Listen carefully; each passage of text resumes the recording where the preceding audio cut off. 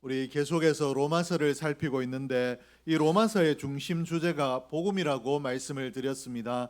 로마서의 중심 주제가 복음이기 때문에 우리가 복음이 무엇인가에 대한 이해를 가져야 되는데 지난 시간에 살폈듯이 복음이란 우리를 죄와 사망 가운데서 구원하시는 아름다운 소식, 우리를 죄와 사망에 버려두지 아니하시고 구원하신다라는 하나님의 기쁜 소식이 복음입니다. 또한 복음은 하나님의 능력이라고 말씀을 드렸습니다. 복음의 능력이 있어서 그저 복음을 듣는 자에게 어떤 이는 구원을 받고 어떤 이는 구원을 받지 못하는 것이 아니라 복음을 아멘으로 나의 신앙의 고백으로 받아들이는 자, 하나님께서 들려주신 구원의 소식을 믿는 자들은 모두 구원하시는 하나님의 능력이 복음의 능력이다라고 말씀을 드렸습니다. 우리가 구원을 얻은 것은 우리의 능력이 아니라 이 복음의 능력, 하나님의 능력으로 말미암아 구원을 얻은 줄로 믿습니다. 그런데 오늘 바울은 하나님의 능력을 말하다가 오늘 본문에 이르러 갑자기 무슨 말씀을 하고 있는가 하면 하나님의 진노에 대해 말씀을 하고 있습니다. 복음을 말하다가 왜 갑자기 전혀 다른 방향의 진노에 대해서 이야기를 하고 있는가? 복음을 이야기하다가 진노를 이야기하는 것이 어떤 필요, 무슨 이유에서 이렇게 하고 있는가를 살펴볼 텐데, 바울은 우리가 복음이 얼마나 우리에게 필요한가, 그저 필요한 것이 아니라 이 복음이 없으면 우리가 생명을 얻을 수 없다, 절박한 복음에 필요한 이유, 그리고 복음 때문에 우리가 어떤 은총을 누리게 되었는가를 설명하기 위해 또 하나님의 진노를 우리에게 설명하고 있습니다. 하나님의 진노가 우리를 이런 자리에 이르게 할 텐데, 이 복음이 그러므로 필요하고 또 이 복음의 은총 때문에 우리가 이 진노를 면하게 되었다라고 설명하기 위해서 오늘 본문에 하나님의 진노를 이야기하고 있다라는 것입니다. 우리가 복음을 만나기 전에 어떤 상태였는가도 설명을 하고 있는데, 우리가 복음을 만나기 전에 어떤 상태였는가? 하나님의 진노의 대상이었습니다.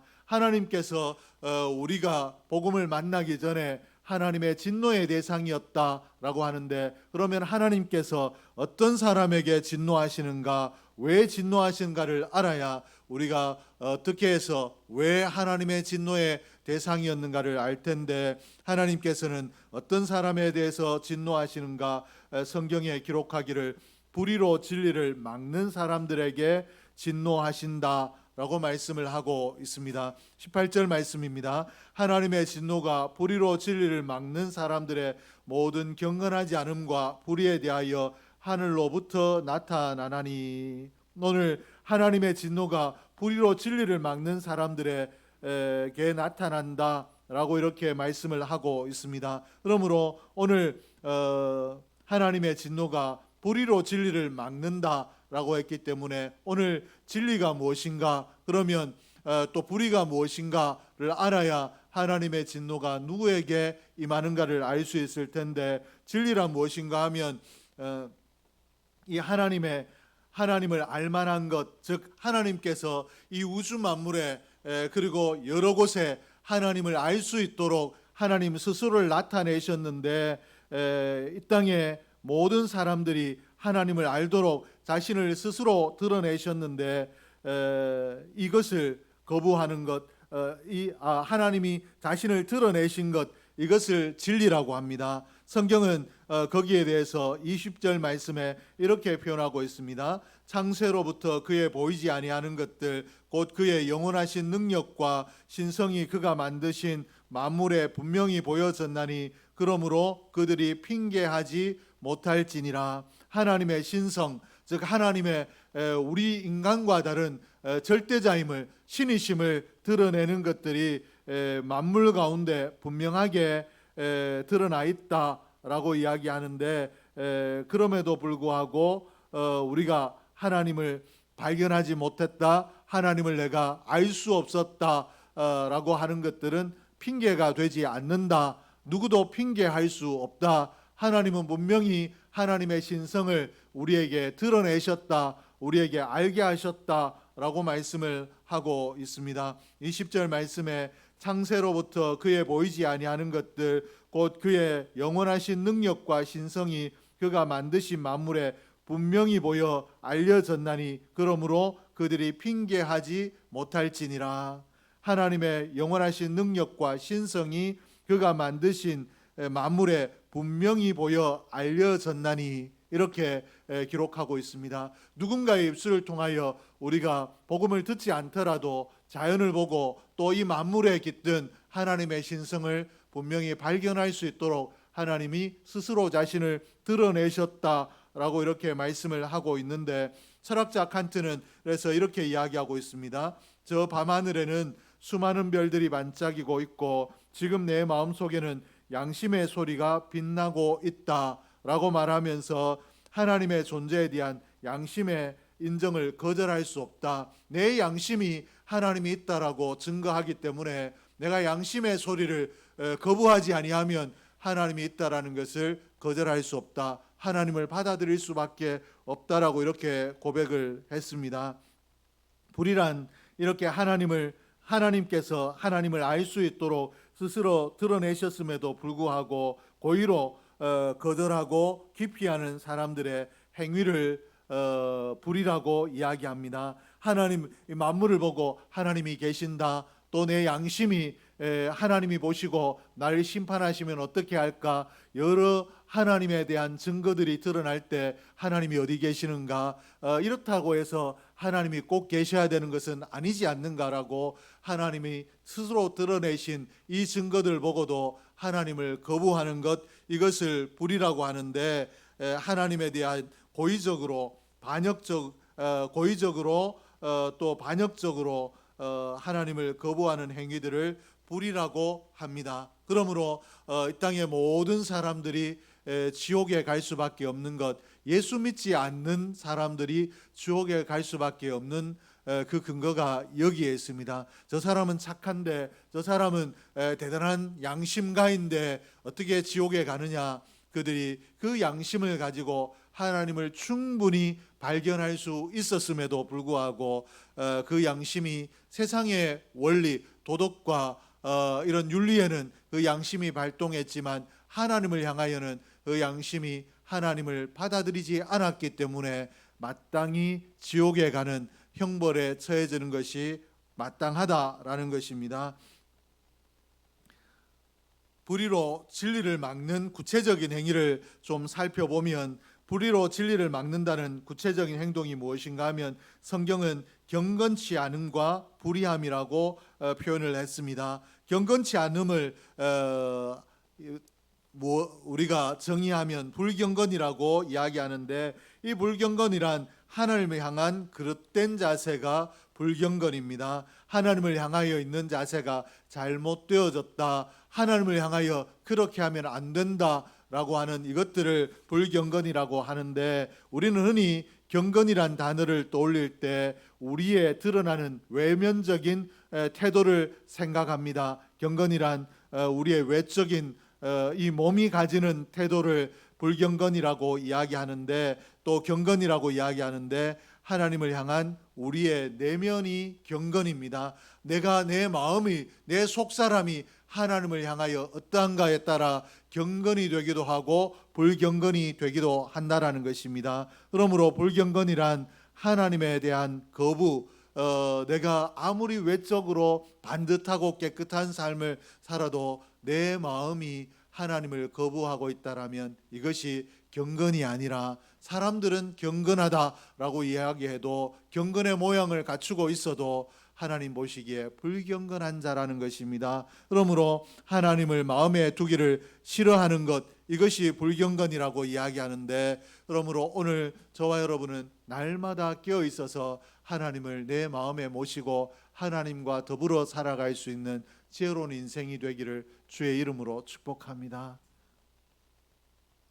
또 불의함이란 무엇인가 하면 불경건으로 인하여 나타나는 결과입니다. 21절과 23절에 하나님을 알되 하나님을 영화롭게도 아니하며 감사하지도 아니하고 오히려 그 생각이 허망하여지며 미련한 마음이 어두워졌나니 스스로 지혜 있다 하나 어리석게 되어 썩어지지 아니하는 하나님의 영광을 썩어질 사람과 새와 짐승과 기어다니는 동물 모양의 우상으로 바꾸었느니라. 불경건함으로 나타나는 결과가 무엇인가 하면 하나님께 영광을 돌리지 않은 것입니다. 오늘 하나님께 영광을 돌리지 않는 사람을 우리는 어떻게 보면 되느냐? 불경건이 그 마음에 있기 때문에, 그 마음이 불경건하기 때문에 하나님의 영광을 드러내지 않는다라고 보면 틀림이 없고, 또 불경건한 사람은 어떠한가 하면 감사하지 않습니다. 또 오히려 그 마음이 허망하여지고 어두워진다. 우리를 살리지 못하는 하나님 밖으로 그 마음이 기울어지고 그곳으로 달려가는 것, 이것이 불경건으로 인하여 나타나는 불의함이다라고 이야기하고 있는데, 그러므로 불의한 삶을 불경건이 불의한 삶을 살게 하는데, 이 불경건이 결국은 하나님의 자리에 썩어질 인간을 대신하거나 아니면 새와 짐승과 기어다니는 동물 모양의 우상을 대신하게 합니다. 우리가 불경건하게 되면 결국은 우리가 감사하지 아니하고 하나님의 영광을 드러내지 아니하고 이러한 쭉 가다가 어떻게 되어지는가, 이것들을 결론적으로 이야기하면 우상 숭배로 이어진다라는 것입니다. 감사하지 않는 사람, 하나님의 영광을 드러내지 않는 사람들이 결국은 우상 숭배로 가더라. 하나님이 영광 받아야 될 그 자리에 사람을 놓거나 또 동물과 새의 모양을 만들어 놓고 그것을 섬기는 행위를 하게 된다라는 것입니다. 성경이 이러한 우상 숭배가 하나님 없는 사람들의 결국이다라고 이렇게 말씀을 하고, 하나님이 없는 인간은 결국은 하나님의 다스림, 하나님의 뜻, 이런 것들과 전혀 상관없이 자기 욕심대로, 자기 정욕대로, 자기 마음대로 살아가게 된다라고 이렇게 가르치고 있습니다. 마음에 하나님이 없어지면 못할 일이 아무것도 없는 사람이 됩니다. 그래서 오늘 우리가 어떻게 사람이 저렇게 할 수 있는가, 어떻게 사람이 저렇게 살 수 있는가, 어떻게 저런 생각을 하고 저런 행동을 하는가라고 하는 모든 근원에 들어가면 그 마음에 하나님이 없기 때문에 그러하다라는 것입니다.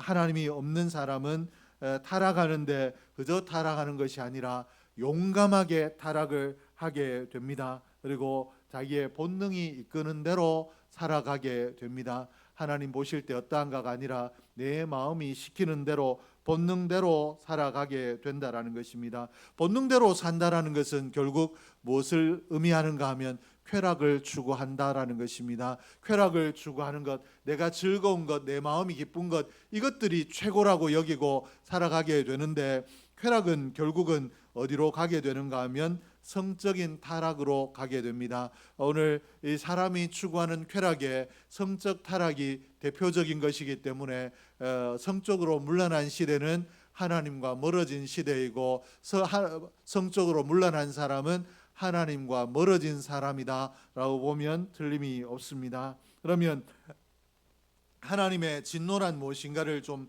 살펴봐야 될 텐데, 이러한 사람들에게, 불의한 사람, 불경건한 사람들에게 하나님의 진노가 나타난다라고 했는데, 이런 사람들에게 하나님의 진노가 어떻게 나타나는가, 이런 사람들에게 나타나는 하나님의 진노는 도대체 무엇인가를 살펴볼 필요가 있습니다. 오늘 18절 말씀에서는 하나님의 진노가 하늘로부터 나타나나니 라고 했는데, 하나님의 진노가 하늘로부터 나타난다라고 할 때 나타났었다라고 하거나 아니면 나타날 것이다라고 하지 아니하고 나타나나니, 나타난다 이렇게 이야기하므로, 오늘 현재 진영으로 이야기하므로 오늘 우리에게 하나님의 진노가 나타난다라고 이렇게 표현을 하고 있습니다. 또 시편 7장 11절에서 다윗도 하나님은 의로우신 재판장이시며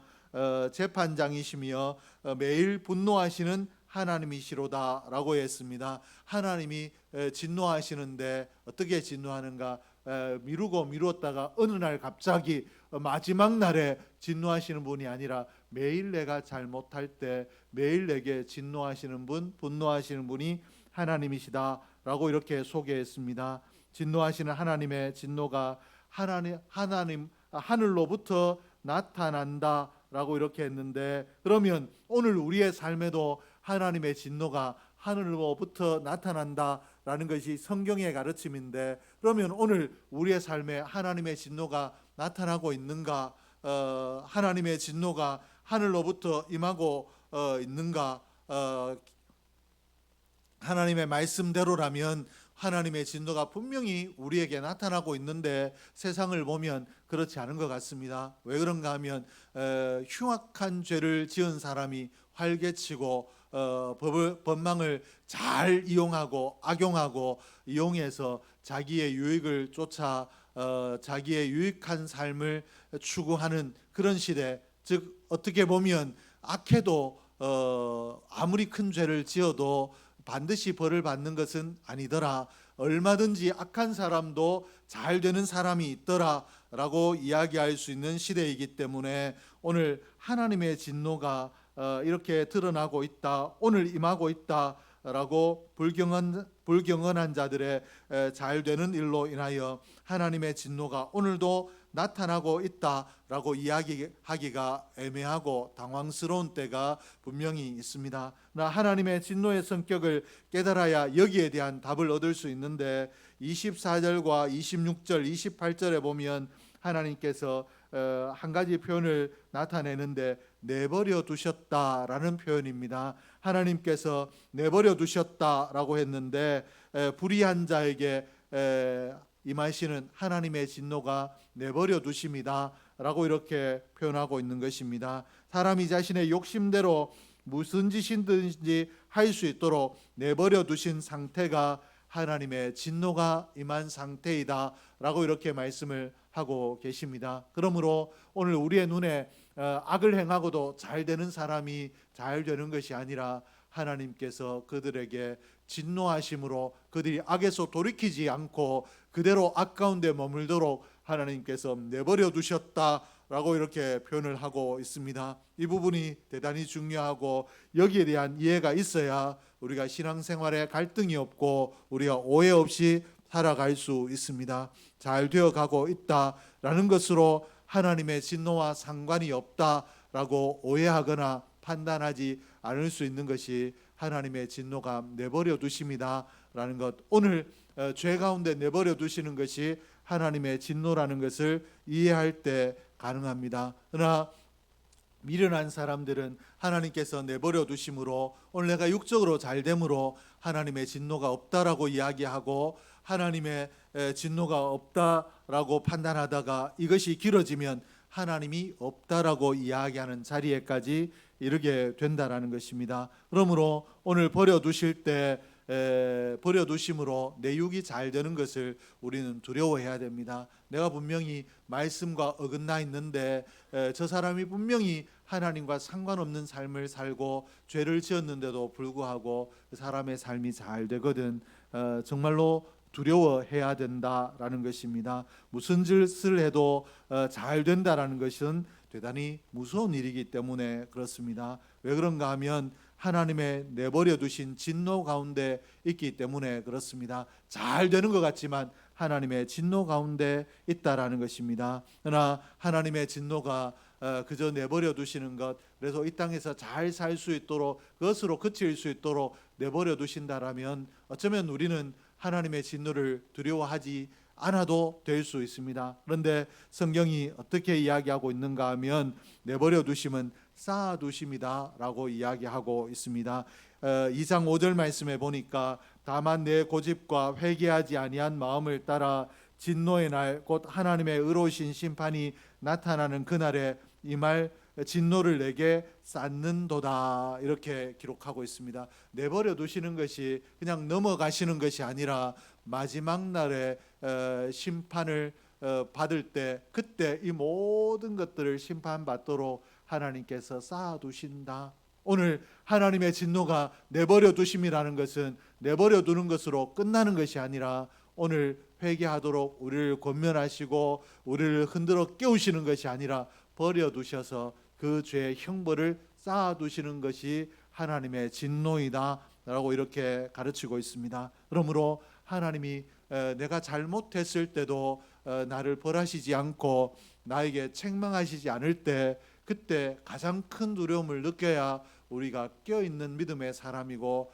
하나님의 진노를 제대로 이해한 사람으로 살아가고 있는 것입니다. 하나님의 진노는 현재는 내버려 두심으로 나타나며 미래적으로는 쌓여져 가고 있다라고 말씀하고 계신 이 말씀을 기억해야 되는데, 쌓아간다라는 말은 어떤 말이 되는가 하면 하나님께서 쌓아두신 것들을 풀어 헤치고 그것들을 따지시고 심판하실 날이 반드시 있다라는 말이 됩니다. 그러므로 오늘 우리가 그날을 기억해야 되고 그날이 언제인가를 기억해야 되고 그날을 잘 준비하는 자로 하나님께서 내가 그날의 심판의 자리에 이르도록 하나님께서 나를 내버려 두지 않도록 늘 하나님 앞에 하나님 나를 권면해 주시라고, 나를 깨우치게 해달라고, 나에게 깨달음을 달라고 기도할 필요가 있는 줄 믿습니다. 성경은 이 날을 풀어헤친 날을 어떤 날이라고 이야기하는가 하면 심판의 날이라고 이야기하고 있습니다. 심판의 날에 반드시 오늘 내가 넘어가는 것 같은 하나님의 이 진노가 심판의 날에 반드시 풀어헤치시고 그것을 하나님께서 따져 물으신다라고 말씀을 하고 있기 때문에 우리는 구원 얻은 자답게 오늘 마지막 날에 부끄러운 구원에 이르지 않도록 하기 위하여 늘 깨어 있어야 되고 깨끗한 양심, 정직한 양심으로 살아야 되는 줄로 믿습니다. 하나님의 진노를 그러면 우리가 피할 길이 있는가? 하나님의 진노를 피할 길은 갈보리 언덕이 진노의 현장이었는데, 이 십자가가 선 갈보리 언덕,